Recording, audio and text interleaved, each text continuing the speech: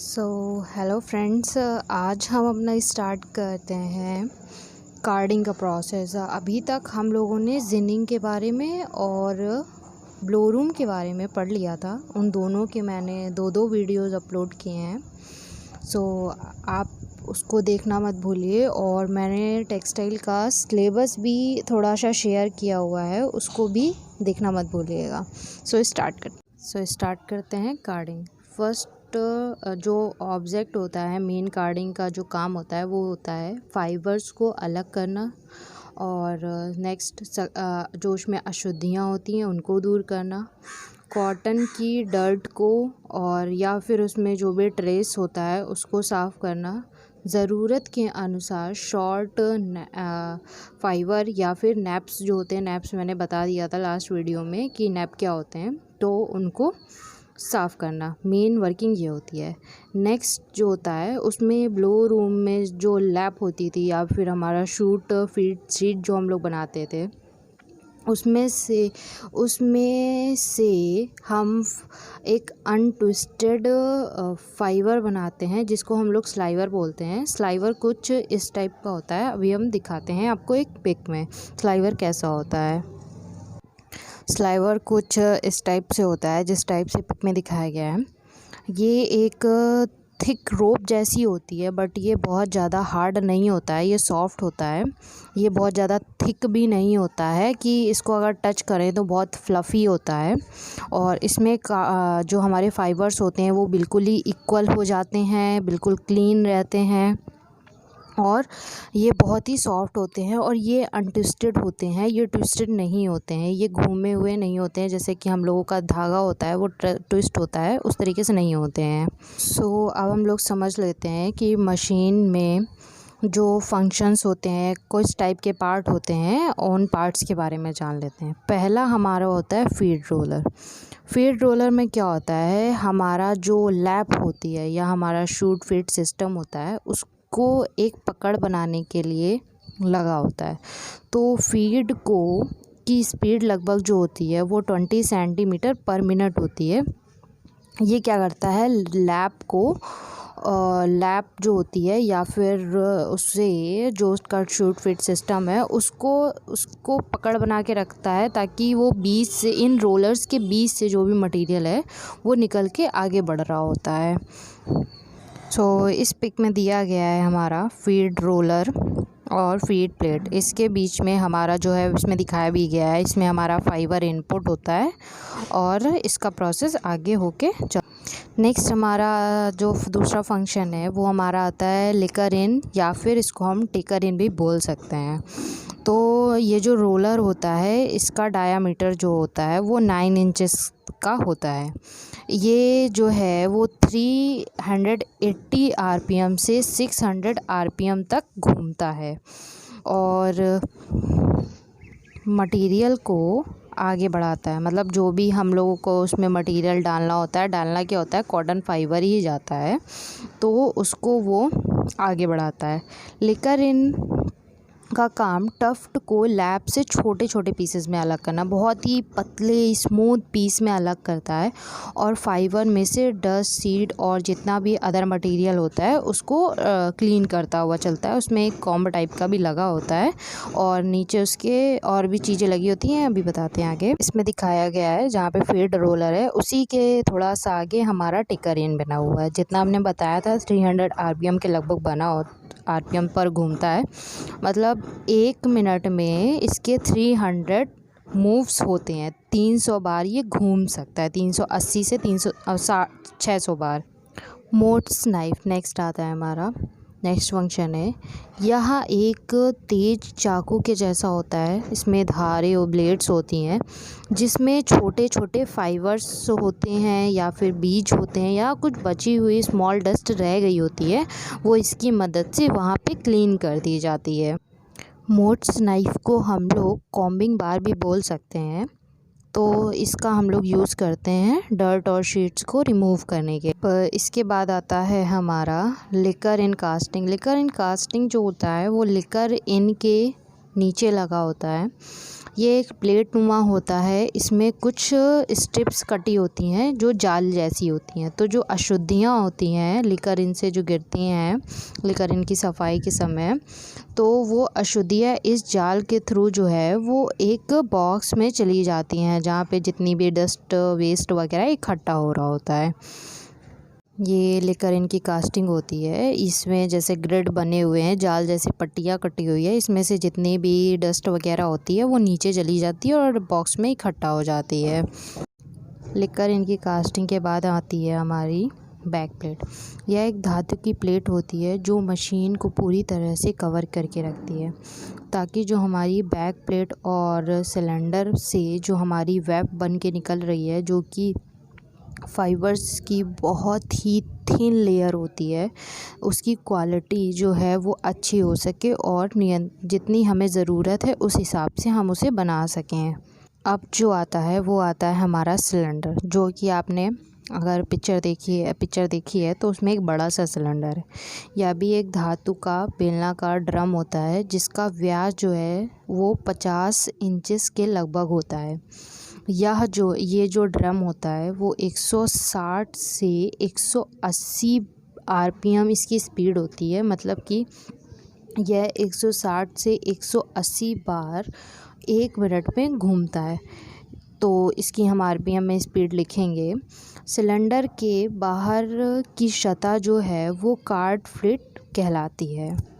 तो पिक हम बार बार दिखाते जाते हैं ताकि क्लियर होता जाए। तो इसमें जो बीच में सबसे बड़ा वाला सिलेंडर है उसकी जो व्यास है जो उसका वो 50 इंचेस होता है और ये 160 आरपीएम के लगभग घूमता है।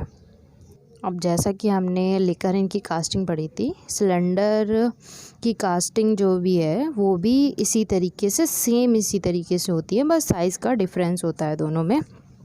तो काम भी दोनों का वही होता है जो कि उसमें होता था, जो भी डस्ट वगैरह होती थी उसे छान करके उसको नीचे एक बॉक्स तक पहुंचाना होता था। यह धातु की पतली पट्टियां होती हैं जो कि सिलेंडर के ऊपर पर लगी हुई होती हैं। इसमें लगभग 90 से 106 ऐसी पट्टियां लगी होती हैं, जैसे चेन में, साइकिल की चेन में लगी होती हैं। वो बहुत छोटी होती हैं, ये बहुत सिलेंडर जितनी चौड़ाई होती है उसी हिसाब से लगी होती हैं। तो इन फ्लैट की जो लंबाई होती है वो 100 सेंटीमीटर होती है और जो चौड़ाई होती है वो 5 सेंटीमीटर होती है। इसमें कुछ फ्लैट जो है वो काम करती हैं, कुछ नहीं काम करती हैं, जिसमें से 40 जो हैं वो एक्टिव होती हैं और जो बची हुई होती हैं वो काम नहीं करती हैं। इन फ्लैट्स की स्पीड जो है वो लगभग 10 सेंटीमीटर पर मिनट होती है। वो 1 मिनट में 10 सेंटीमीटर की दूरी तय करती हैं। इसमें जो सिलेंडर के ऊपर एक डैश डैश बनाए गए हैं, ये फ्लैट्स हैं। ये फ्लैट्स, एक फ्लैट 3 डैश के अंदर समथिंग दिखाया गया है। तो ये इन रोलर्स की हेल्प से, साइड में जो लगे हुए हैं इनकी हेल्प से घूमती हैं। सिलेंडर के जस्ट बगल में हमारा डोफर लगा होता है, या भी बिल्कुल ड्रम जैसा धातु का होता, ये भी धातु का ड्रम होता है जिसका व्यास लगभग 27 इंचेस के लगभग होता है। तो डोफर का काम जो है वो फाइबर्स को सिलेंडर से हटाना होता है, आगे बढ़ाना होता है। डोफर का जो स्पीड होती है डोफर की वो 6 से 16 आरपीएम तक होती है, मतलब कि ये 6 से 16 एक बार में रेवोल्यूशन 1 मिनट में करता है। बट इसकी जो स्पीड है वो प्रोडक्शन, जो हमारा मटेरियल बनना होता है उसकी क्वालिटी भी इम्प्रूव करता है। इसी की मदद से हम लोग अपना जो काम हो रहा होता है उसकी स्पीड बढ़ा लेते हैं कम समय में ज़्यादा। बट क्या होता है, जब हम बहुत ज़्यादा स्पीड से काम करते हैं तो ये जो हमारा क्वालिटी होती है उसकी, जो हमारा फाइबर बन रहा होता है उसकी क्वालिटी को थोड़ा सा इम्प्रूव कर देता है, उसकी क्वालिटी में थोड़ा सा प्रॉब्लम आ जाती है। ये हमारा सिलेंडर के जस्ट बाद में हमारा जो 3rd सर्कल दिख रहा है वो डोफर होता है। इसका आरपीएम जो होता है वो 6 से 16 रखा जाता है, क्योंकि जितना कम आरपीएम होगा उतना प्रोडक्शन की क्वालिटी जो है वो हमारी अच्छी निकल के आएगी। काम भले थोड़ा सा कम होगा, स्लो होगा। हम नेक्स्ट आता है हमारा डोफर कॉम्ब। ये डोफर के जस्ट ऊपर लगा होता है, ये कंघी नुमा होता है, इसमें कुछ कांटे जैसे निकले होते हैं, कंघे जैसा होता है ये। तो इसमें क्या होता है, ये 115 जो होते हैं इसके दोलन होते हैं वो 1 मिनट में होते हैं। तो ये बहुत अच्छे से क्लीनिंग करता है, जो हमारी वेब जो निकलती है, जो हमारी फाइबर की पतली थिन लेयर निकलती है, उसकी काफ़ी अच्छे से सफाई करता है। सो ये कॉम्ब जो है वो कुछ इस तरीके से होता है, ये ब्रश जैसा होता है, ये लगा होता है क्लीन कर। नेक्स्ट आता है हमारा ट्रम्पेट। ये जो है वो मेटल के सिलेंडर छोटे छोटे होते हैं, ये एक दूसरे के अपोजिट डायरेक्शन में मूव करते हैं। तो इसमें से क्या होता है, जो हमारी वेब है इसके एक साइड से अंदर होती है, मतलब डोफर के साइड से अंदर होती है, और अपोजिट साइड से वो रोल हो कर के वो कॉटन के थिक फाइबर जैसी निकलने लगती है। तो ये काफ़ी फ्लफ़ी होता है बट थिक होता है, इसका साइज़ जो है वो थोड़ा सा मोटा होता है, तो उसे ही हम लोग स्लाइवर बोलते हैं। ये हमारा लास्ट प्रोडक्ट होता है कार्डिंग का। नेक्स्ट हम आते हैं, नेक्स्ट हमारी जो हेडिंग है या इससे रिलेटेड जो हमारा क्वेश्चन बन सकता है वो हो सकता है कि कार्डिंग मशीन को कैसे चलाते हैं, या कार्डिंग मशीन में हम लोग काम कैसे करते हैं, क्या क्या ध्यान रखने चाहिए कार्डिंग मशीन में काम करते समय। तो पहला जो पॉइंट है, कार्डिंग मशीन हो या कोई भी मशीन हो, पहला पॉइंट तो उसमें यही बनता है कि जो भी हमारा ऑपरेट करने वाला होना चाहिए पर्सन जो है वो बहुत ही परफेक्ट होना चाहिए अपने काम में, ताकि अगर कोई भी प्रॉब्लम हो या फिर वो उस काम में कोई भी सामान ख़त्म हो रहा हो तो उसके लिए वो पहले से ही तैयार रहे, ताकि हमारी मशीन जो है वो रुकने ना पाए। ओके। दूसरा पॉइंट आता है कि सुपरवाइज़र के कहने पे ही हमें मशीन को स्टार्ट करना चाहिए, क्योंकि सुपरवाइज़र जो है वो ये सब चीज़ें चेक कर लेता है कि हमारा मटेरियल आने वाला तैयार हो गया है, या जिस सामान में को हमें जिस जगह पे रखना है वो सारी चीज़ें हमने पहले से फ़िक्स कर ली हैं कि नहीं। तो इसलिए हमें सुपरवाइज़र से पूछ के ही मशीन को शुरू करना चाहिए, खाली मशीन को स्टार्ट नहीं करना चाहिए। चेक करते रहना चाहिए कि जो कार्ड से जो वेब निकल रही है, जो हमारी पतली सी थिन लेयर है, वो ठीक निकल रही है कि नहीं, कहीं वो डैमेज तो नहीं हो रही है, और जो स्लाइवर है वो भी डैमेज नहीं होनी चाहिए। फोर्थ जो हमारा पॉइंट बनता है, जो हमारे सिग्नल लम्प्स हैं, क्योंकि मशीन जो है वो खुली तो होगी नहीं, तो वो कवर होगी, तो उसके जो भी उसमें जो मोशंस होंगे वो एक कोडिंग एक डिस्प्ले पे दिखते रहते हैं। हमें मशीन को चलाना भी आना चाहिए, जो भी पर्सन उस मशीन पे काम कर रहा है।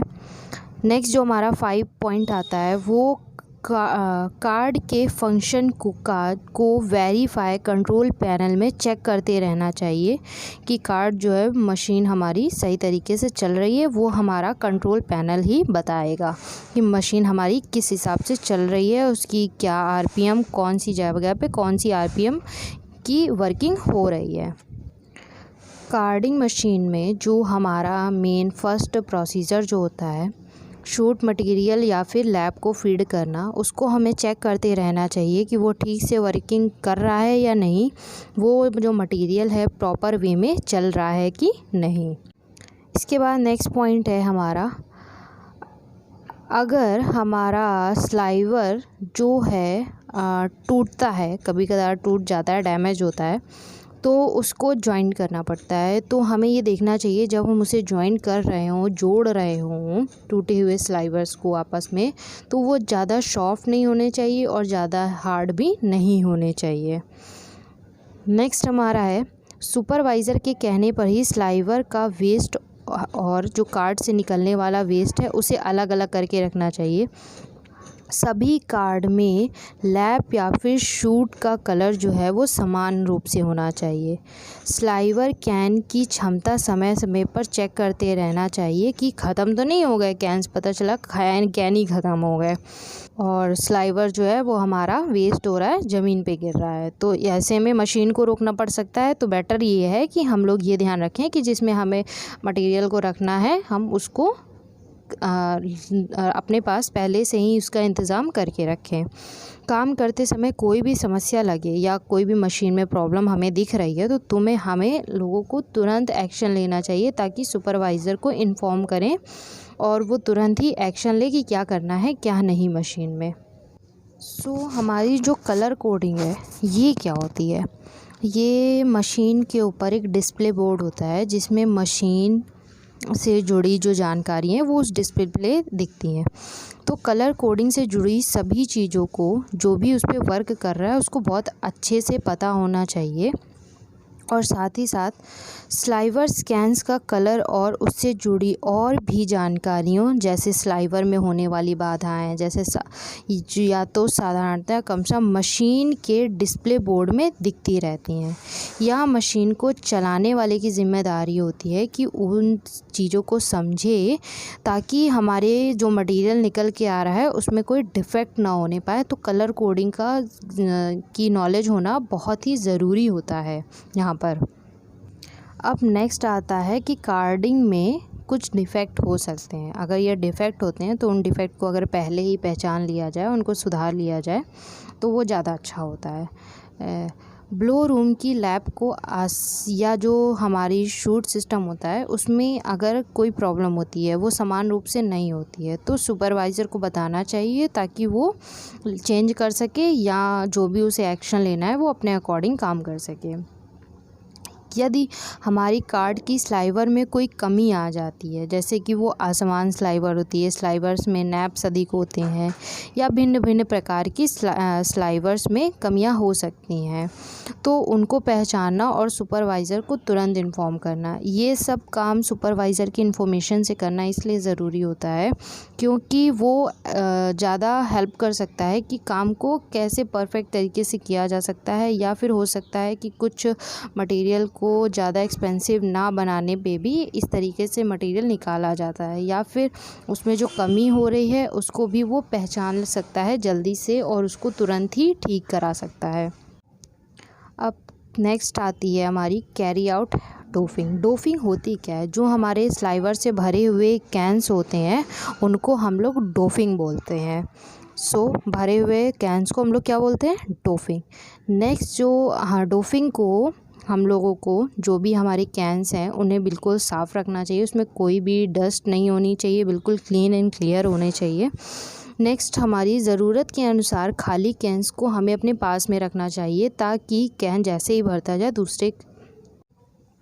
दूसरे कैंस को हम लगा सकें। तो ऐसा काम मैनुअली होता है तो हम लोगों को थोड़ा ज़्यादा ध्यान रखना पड़ता है, लेकिन ऑटोमेटिक में क्या होता है, हम कई खाली कैंस को हम लगा के रख देते हैं और वो ऑटोमेटिक चेंज होते रहते हैं, लेकिन उसमें भी जो लास्ट टाइम पे उसको ध्यान देना पड़ता है कि हमारी जो स्लाइवर है वो वेस्ट ना हो, वो कैंस के अंदर ही रहे। एम्प्टी कैन को अपने पास में ही रखना, मशीन के पास में ही रखना चाहिए, और ताकि हमारी जो स्लाइवर्स है वो कैंस के बाहर भी ना आए, और जितनी देर में हम कैंस को लेने जाते हैं तो उतनी देर में हमारी मशीन रुके ना, और हमारा जो सामान हो, अगर मशीन नहीं रुकती है तो हमारा जो मटेरियल है वो बाहर गिरता है, और अगर हम मशीन रोक देते हैं तो हमारा प्रोसीजर जो है वो रुक जाता है, मशीन को फिर से स्टार्ट होने में समय लगता है। तो ऐसे में ये मैनुअली वर्क जो है वो हम बिल्कुल परफेक्टली करके रखते हैं एडवांस में।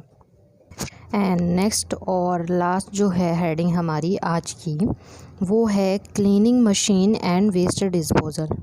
ठीक है, कार्डिंग में जो हम स्लाइवर बनाते हैं हमें ये ध्यान रखना चाहिए कि उसमें जो भी हम स्लाइवर बना रहे हैं तो उसमें जो स्लाइवर है उसके चारों तरफ की जो उसकी सतह है उसको कोई नुकसान ना हो। अगर कोई नुकसान होता भी है तो उसे क्लीन करना चाहिए। अगर कोई भी प्रॉब्लम होती है स्लाइवर्स में तो उसे तुरंत सही करना चाहिए। नेक्स्ट, समय समय पर जो हमारी वेब जो है जिस भी जगह से निकलती है, वेब जो हमारी निकल रही है जहाँ से, तो उस जगह को हमेशा साफ़ करते रहना चाहिए। नेक्स्ट, कार्डिंग डिपार्टमेंट से निकलने वाली वेस्ट को साफ़ करते रहना चाहिए ताकि इकट्ठा ना हो जाए वहाँ पर बहुत सारी वेस्ट को अलग करके एक डिपॉजिट वेस्ट बिन में रखना चाहिए। सब पूरी वेस्ट को एक साथ मिक्स नहीं होना चाहिए, वरना अच्छा और गंदा मटेरियल दोनों आपस में मिक्स हो जाता है। सही टूल्स का उपयोग करना चाहिए सफाई के लिए। सफाई करते समय बहुत ही ध्यान से काम करना चाहिए ताकि कोई भी दिक्कत ना हो। मशीन में कोई भी ऐसा कई टूल्स इस टाइप से निकलने लगे होते हैं जो कि आपको नुकसान पहुंचा सकते हैं। तो क्लीनिंग करते समय भी अपनी सुरक्षा का भी ध्यान रखना चाहिए और मशीन की भी सुरक्षा का ध्यान रखना चाहिए। कार्डिंग का डिपार्टमेंट साफ़ रखना चाहिए तो ताकि हमारी जो स्लाइवर है, जो बन रहा है प्रोडक्ट, वो भी हमारा क्लीन एंड क्लियर रहना चाहिए। अपने नेक्स्ट वीडियो को देखना मत भूलिएगा। उसमें हमने कार्ड स्ट्रिपिंग और कार्ड ग्रिंडिंग के बारे में बात की है, उसके बारे में डिस्क्राइब किया हुआ है। एंड जो हमारी प्रीवियस वीडियो है उसमें हमने ब्लो रूम और जिनिंग के बारे में डिस्कस किया है। सो उसका जो लिंक है वो मैंने डिस्क्रिप्शन बॉक्स में दे दिया है, तो उसको देखना मत भूलिएगा। और चैनल को लाइक, सब्सक्राइब और कमेंट करके मुझे ज़रूर बताइएगा अगर मैंने कुछ मिस्टेक्स की हों। और साथ ही साथ अगर आपको इससे रिलेटेड कोई और भी इन्फॉर्मेशन चाहिए हो। So thank you so much for video को देखने के लिए। बहुत बहुत थैंक यू सो।